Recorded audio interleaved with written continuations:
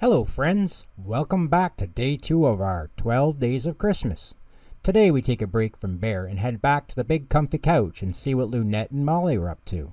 Well, it seems like Loonette and Molly are very excited about an upcoming costume party and are so excited they decide to stay up. Loonette knows that little clowns need their sleep, so she decides that the solution is to become a night owl. Loonette learns a valuable lesson today, though, about getting all the sleep you need and going to bed on time.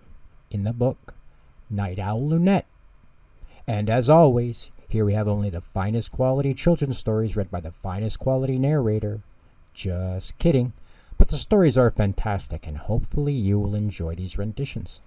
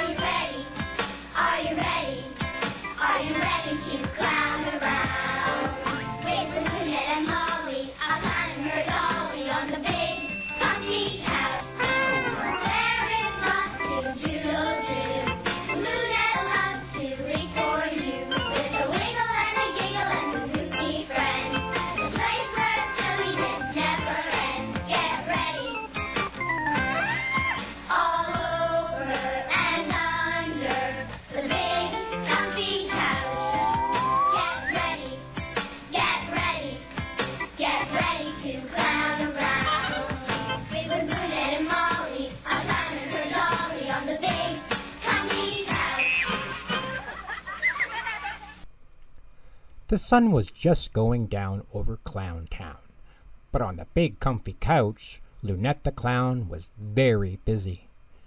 Tomorrow she was having a costume party, and there were so many things to get ready.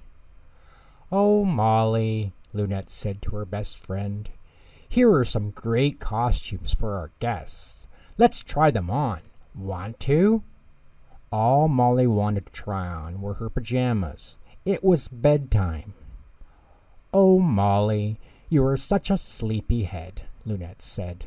"Not me. I'm a night owl." Little dolls need their sleep, but night owls stay awake all night long.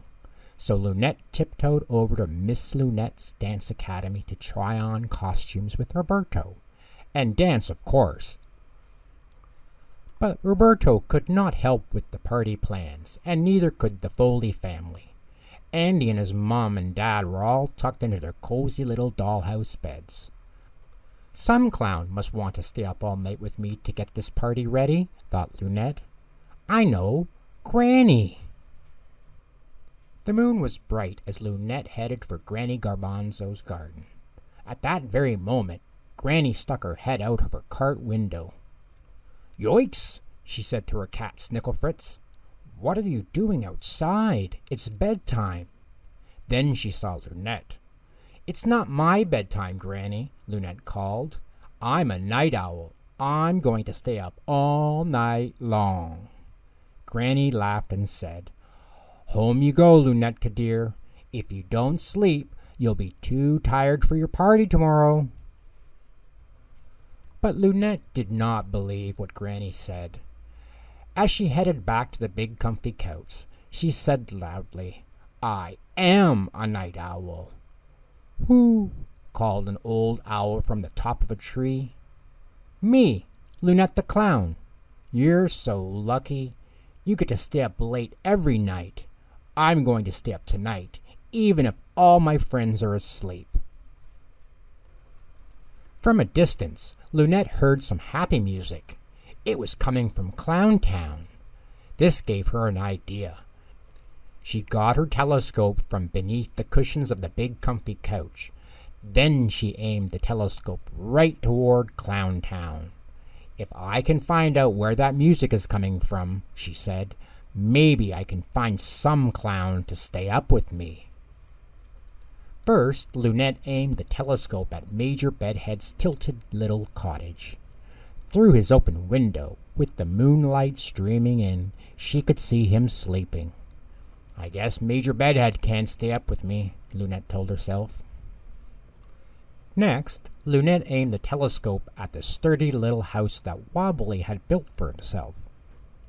The light was on by his door, and his carriage was leaning against the house, piled with doodads and whatnots. Through Wobbly's open window, she could see him sleeping too. I guess Wobbly can't stay up with me either, Loonette told herself. By that time, the music had stopped. I guess those clowns making the music are not night owls after all, Loonette said. But I am. I'm staying up all night. Loonette let out a big yawn and rubbed her eyes. But she would not go to sleep.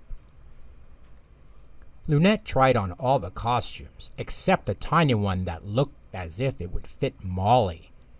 Then she found some of her own musical instruments in the couch.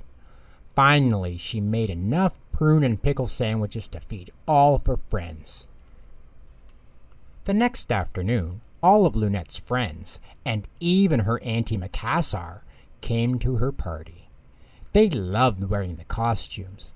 They had fun playing clowny music, and they gobbled up every last prune and pickle sandwich.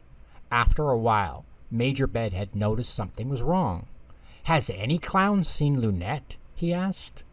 But no clown had seen her. "Oh dear," said Granny. "We must go find her." Auntie Macassar spotted Loonette leaning against the wheel of Granny's cart, fast asleep. "Poor dear Loonette'ka," said Granny with a sigh. "She is so tired from staying up all night that she can't keep awake at her own party. I guess little clowns were just not meant to be night owls."